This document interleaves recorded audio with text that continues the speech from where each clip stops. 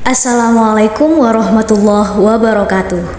Perkenalkan, saya Ika Cahya Adibia, mahasiswa semester 5 Program Studi Tadris Bahasa Indonesia Fakultas Tarbiyah Institut Agama Islam Negeri Madura.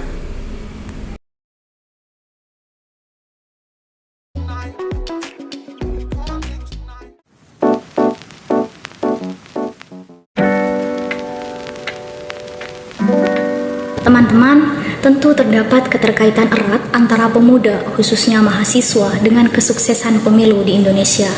Pesta demokrasi jelang Pilpres 2024 menjadi topik yang kian hangat diperbincangkan oleh berbagai kalangan. Media tanah air juga turut meramaikan terkait kandidat Capres-Cawapres. Sederet nama melengkapi isu seputar siapakah nantinya yang akan maju sebagai kandidat Capres-Cawapres pun bermunculan. Mulai dari nama Puan Maharani, Ganjar Pranowo, Prabowo Subianto, Airlangga Hartarto, hingga Anies Baswedan.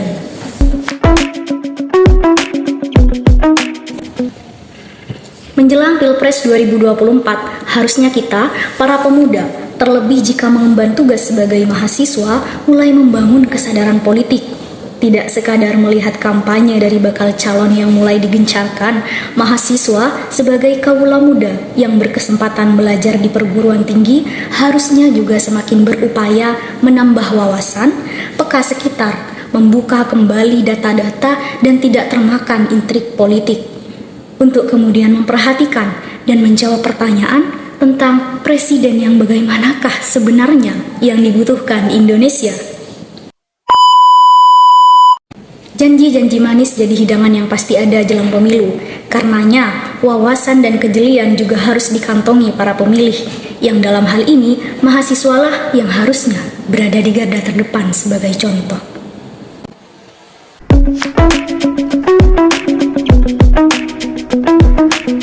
Mahasiswa sebagai agen perubahan harusnya turut berperan melakukan dan menyebarkan hal-hal positif demi Indonesia yang lebih baik lagi.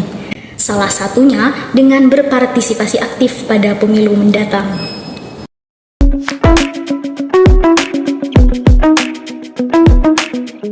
Bawaslu memprediksi bahwa pemilih muda pada pemilu 2024 dapat menembus sampai 60%, sehingga dapat dikatakan bahwa pada pemilu 2024 akan menjadi era para mahasiswa dan pemilih pemula memberikan suara. Sebagai pemuda yang kritis, mahasiswa juga harus berperan aktif melakukan kontrol dan pengawasan dalam ranah politik, termasuk pada pemilu 2024 mendatang. Penuhi peran itu dan pastikan asas-asas pemilu yang diterapkan berdasarkan Pancasila dan Undang-Undang Dasar Negara Republik Indonesia dapat terwujudkan. Teman-teman, dilansir dari tribungorontalo.com, Pilpres 2024 berpeluang diikuti oleh 4 pasangan calon presiden dan calon wakil presiden. 4 pasangan capres-cawapres tersebut dari poros PDIP, poros Partai Golkar dengan PAN dan PPP, poros Partai Gerindra dengan PKB, serta poros Nasdem dengan Partai Demokrat dan PKS. PDIP mengusung nama Puan Maharani, Golkar menubuhkan Airlangga Hartarto, Prabowo Subianto diusung Gerindra, dan poros yang dipimpin oleh Nasdem menjagokan Anies Baswedan.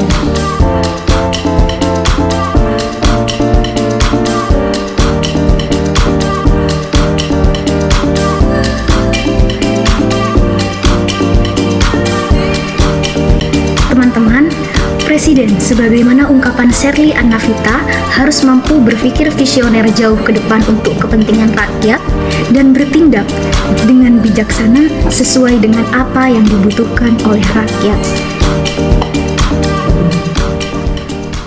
Kita, generasi muda bangsa, tidak cukup sekadar berharap Indonesia memiliki presiden yang demikian, namun kita juga bertanggung jawab untuk mewujudkannya.